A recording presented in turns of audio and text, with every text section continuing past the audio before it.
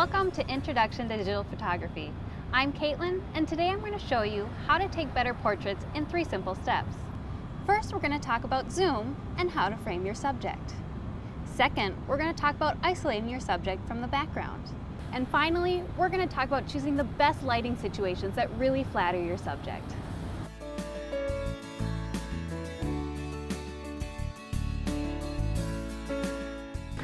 First, we're going to talk about focal length. My friend John is here to help me demonstrate. First, we're going to look at a wide angle. This is one you typically want to avoid with a portrait because it makes the face really distorted. Let's take a look at what that looks like.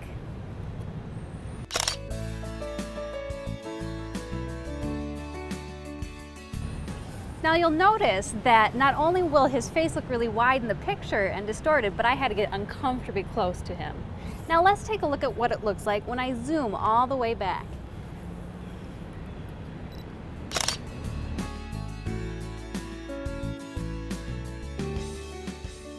Not only am I at a more comfortable distance, but in the picture, his face is much less distorted and much more natural.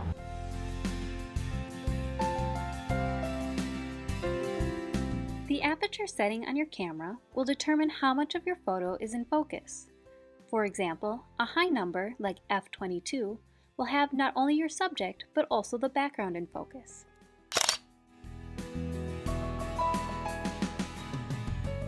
We normally don't want this for a portrait because your subject can blend into the background. What you want is a smaller number, like f4.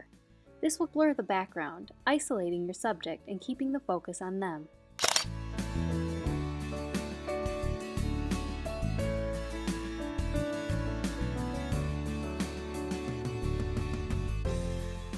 Now let's talk about lighting your subject. The first instinct for many people is to put their subject in direct sunlight to get the most available light. However, this creates really harsh shadows and causes your subject to squint. Let's take a look.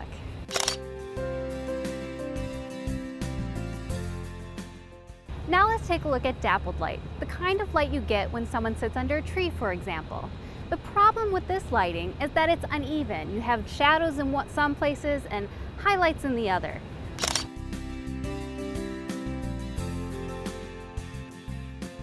Your best option for lighting outside with available lighting is to place your subject in complete shadow. It may seem counterintuitive because there's less light, but it's nice even light, and you can compensate for the less light with your aperture and shutter speed.